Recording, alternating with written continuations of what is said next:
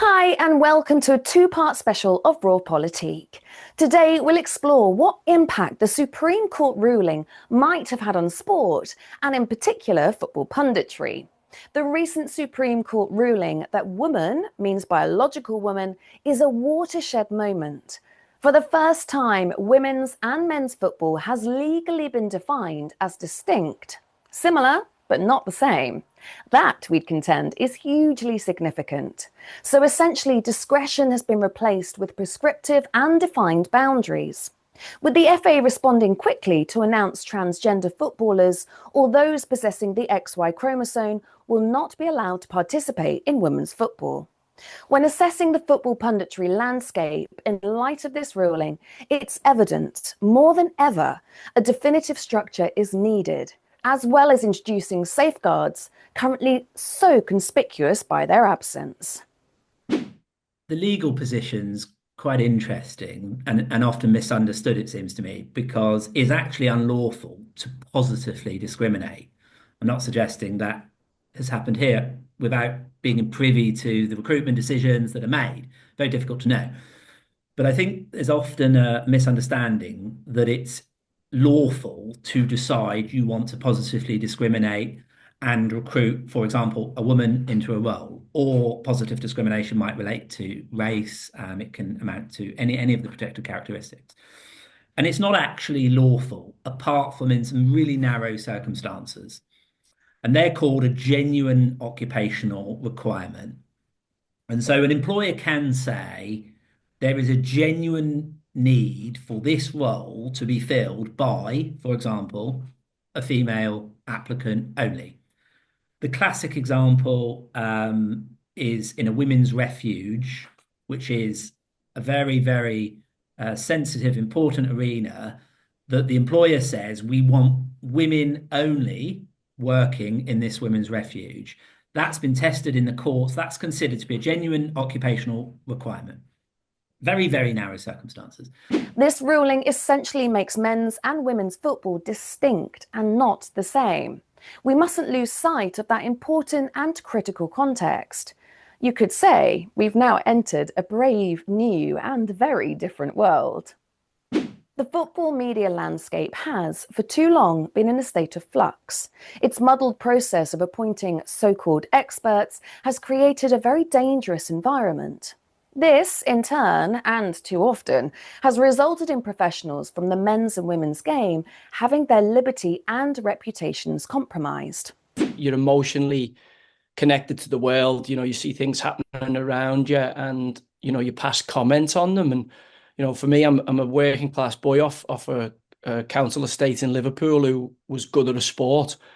And I'm surprised really lots of the time when some of the things I say, have the impact they do and garner the traction that they do, to the point where, it makes kind of media headlines, or there's debates on TV shows or radio shows, or even, politicians, either condemning you or getting involved in some of the things you've said.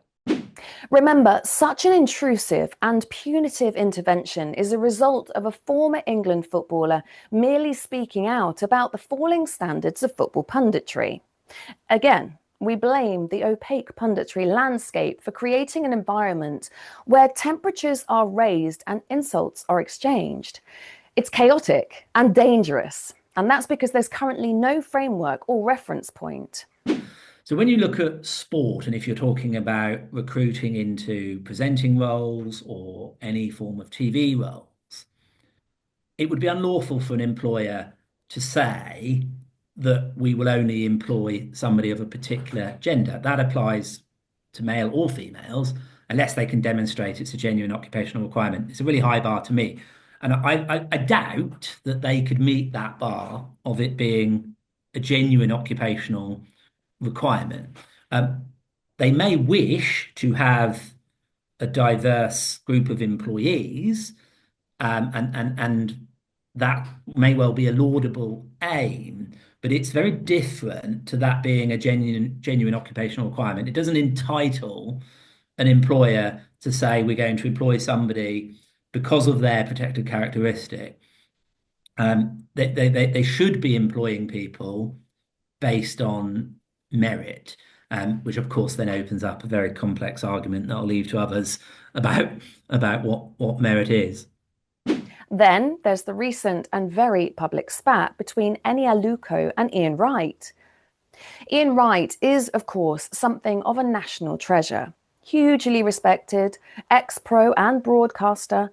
However, his credentials to opine as an expert on a game that's now been defined as distinct are surely questionable. Couldn't it be reasonably argued an ex-pro women's footballer, now pundit, by default, would better fit the title of women's football expert? I mean, look, the reality is that men and women's bodies are different, and so that's going to impact the game itself as well. And I do think that having a female commentator to be able to speak about what women go through every month, what the female body, how it's different, why there may be more ACL tears, or just different types of injuries, and the different way our body responds to pain, our bodies respond to training, our bodies respond to endurance. I don't think I'm qualified. You know, I'm overqualified to coach in the men's game, but I don't really know anything about the women's game. Everyone just presumes it would be easy for me to do so because obviously the speed that the men's game operates at. But obviously the women's game comes with lots of other challenges that I think women would have to understand. You know, girls have periods during the month, boys don't. So, you know, you'd have to factor stuff like that in. Obviously, you know, I think for me, it'd be something I think I could do. You know, I believe I can do anything. It's something I think I can do.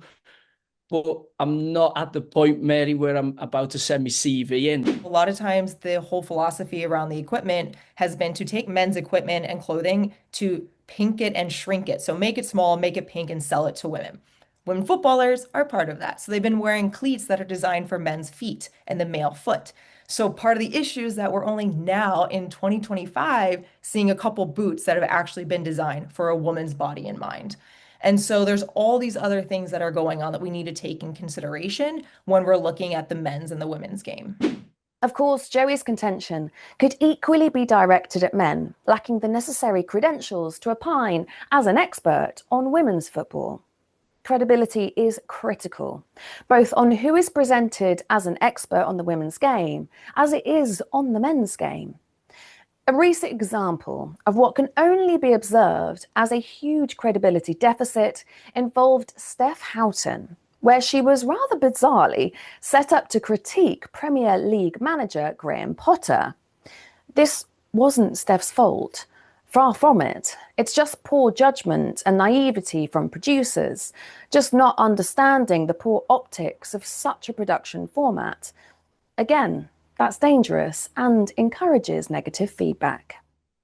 You know, I've been really outspoken and said what I believe to be true, you know, my truth, which is I don't think women ex-players should be commenting and give an expert analysis on the male game because they've never played it. You know, they were fantastic women footballers, and you know, if they want to go and speak about the women's game, then they're obviously experts in that. But when it comes to the men's game, they have no comprehension of, you know, the speed, the velocity of what it takes to play and to execute, you know, certain things that they talk about with real assurance. And I think, you know, it's the wrong message to send. I think we should have people who are qualified. You know, I believe in a meritocracy. I believe in, you know, the harder you work, the more you should be rewarded. Can you imagine the outcry if, say, Roy Keane or Gary Neville criticised Serena Williams' proficiency as a coach? Fortunately, both pundits possess the essential antennae to maintain a respectful distance. Both highly revered pundits would also understand the two games are distinct. The old assertion that the USA are years ahead of the UK and we tend to follow might better fit women's soccer. USA women's soccer has been the trailblazers of women's football for decades, winning 4 World Cup and 5 Olympic gold medals. It's perhaps apparent the UK prefer not to follow. The cultural differences and approach to women's sport and soccer between the US and the UK are very distinct. Here's award-winning sports journalist Molly Knight talking about the differences between men and women's sport. Sometimes the women's version of the sport is frankly better than the men's version. I enjoy women's tennis more, just because, men's tennis, I enjoy them both, but oftentimes these serves are just so impossible to return. And it feels like just a power game sometimes more than a finesse game.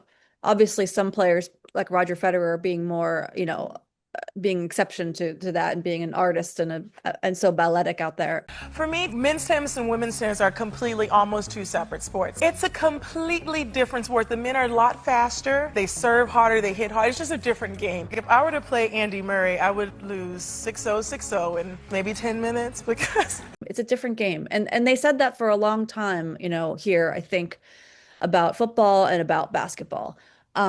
And it's just a different game, and it doesn't mean it can't be just as good or better. Here, Professor of Sports Sociology Julie Bryce explains how US women's sport has space to be autonomous and independent from the men's game. When we think about the sports that make the American cultural landscape, it's going to be that American football, basketball, baseball. Because of that, it actually has allowed an opening for women's football to grow. Right. And as women's football grow, it's not kind of impeding on this masculine space. It's kind of come up alongside it at the same time, which has been really interesting. So there's been space in the cultural American sporting landscape for women's football to come along. And it was present in the 96 Atlanta Games, but it really took off after the 1999 World Cup, which I do believe is similar to almost the Lionesses in the 2022 Euros. So the US has had about a 20-year, kind of jump on the Lionesses, I would say. But what we're seeing with that 99ers in the United States is it kind of exploded, and it really got a lot of the attention going on to women's football. It also has helped that the US women's national team has been pretty dominant. So in 2015, 2019, winning the World Cups, and those two World Cups have also generated celebrity sports athletes, right? So we have Megan Rapinoe. Whether you love them or hate them, Megan Rapinoe has got a lot of attention. When Trump tweeted at her and she made these comments back, it exploded. We have Alex Morgan, who's been very vocal. We have Kristen Press, Tobin Heath. We have these household names, and they put themselves out there. One club that epitomizes that autonomy from the male game is Angel City, with illustrious owners such as Natalie Portman, Serena Williams, and Eva Longoria. That distinct autonomy has paid dividends off the field as it has on. Angel City were valued at $250 million, with a controlling stake takeover in July 24, making it the most valuable women's sports team in history. Here's Angel City's CEO, Julie Ehrman, explaining the ethos and objectives regards how they approach women's soccer. At its most true, when you're an independent club, all of your focus, attention, creative ideas, and investment goes to one club. The U.S. women's national team had been the best in the world, and we knew we had the best players in the world. And what it really lacked in the previous 2 seasons, or even the 9 years leading up to when Angel City joined, was actual investment in the product, in the players, in the community, and in the entertainment factor of the sport. What the US does better than anyone in the world is commercializing our product and creating a real entertainment experience, so that when you go to a match, you're either going to see the players on the pitch, or you're going to have this incredible experience and create a sense of connection, community, belonging with this community. Angel City has been so successful because we've been intentional about investing in our community, investing in our product, and telling our story. English women's soccer might do well to emulate the autonomous models set by Angel City instead of trying to replicate the men's game and therefore be constantly measured in terms of its progress. Accepting and embracing the game as different would elevate its status, giving it a parity with the men's game, distinct but of equal value. That would also ensure expertise was allocated to its rightful and distinct area of football broadcasting.